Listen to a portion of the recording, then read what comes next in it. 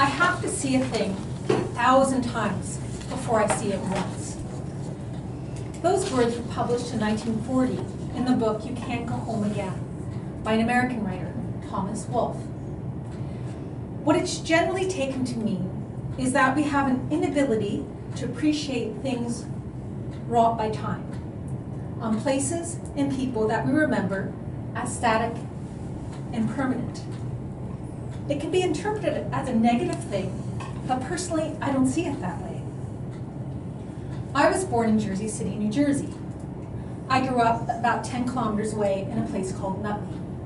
It's a middle-class suburb and famously the hometown of Martha Stewart, the congenial Martha Stewart. And next to the equally famous hometown of the less congenial, the Sopranos. Jersey City and Nutley are both in the shadow of New York City and highly urbanized. Nutley, however, looks a lot like Oak Bay and Fairfield without the ocean. But it's really part of a concrete jungle that stretches from Washington, D.C. to Boston, Massachusetts. And until I was a teenager, I had no idea that you could drive for long stretches between towns in total darkness. When I came to British Columbia in 1989, its tagline was Supernatural British Columbia. And I actually took that to heart, and I explored the natural beauty of this province for the next 25 years or so, even culminating in a book that took me 4 years out into the wilds of the coast, a book about salmon and the environment and the ecosystem and the people who live there. I have to see a thing 1,000 times before I see it once.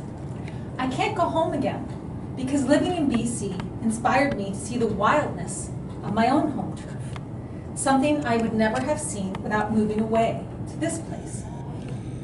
Now there's one particular spot in New Jersey. It's an urban salt marsh.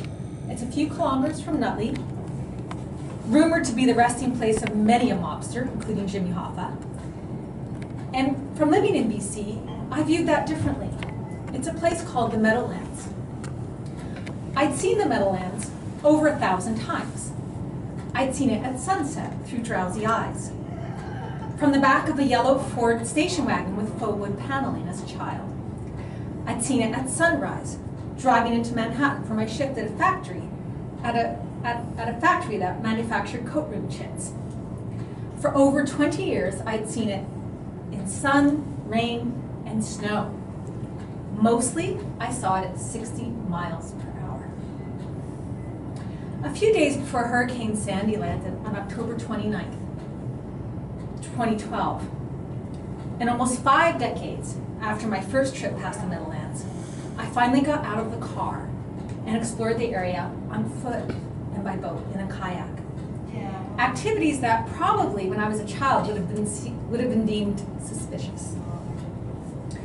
The Meadowlands is more than half the size of Manhattan, and it's the remnant of a much bigger tidal wetland, sculpted by glaciers at the end, receding glaciers at the end of the last ice age, and more recently, radically remodeled by Homo industrialis. And yet, it's lovely. Even as it's serenaded by the whoosh of vehicles speeding along the New Jersey Turnpike and ringed with retail factory outlets and a sports complex, the vibe is serene. This former garbage dump was officially closed in 1969. That same year, a government survey reported that the Meadowlands received over 5,000 tons of trash almost daily from 118 municipalities. This is all in the shadow of New York City. It took years to close the 51 landfills that dotted this stubbornly wild place. Even in the late 1980s, locals were clandestinely driving rented trucks, doors unlatched, slamming the gas pedal to accidentally fling out everything inside out.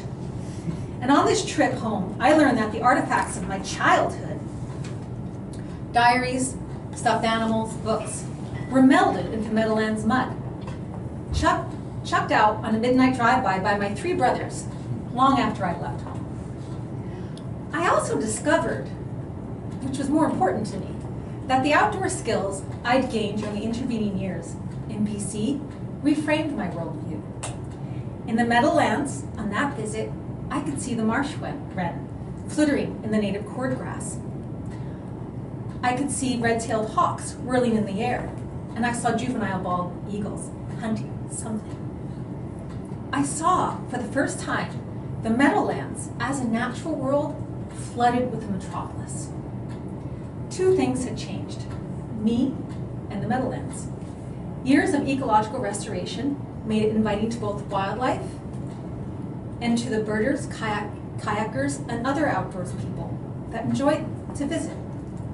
Unlike the built environment, the marsh largely shrugged off Hurricane Sandy. My own experiences in supernatural British Columbia changed how I see the world, even my native turf. I have to see a thing 1,000 times before I see it once. Thank you.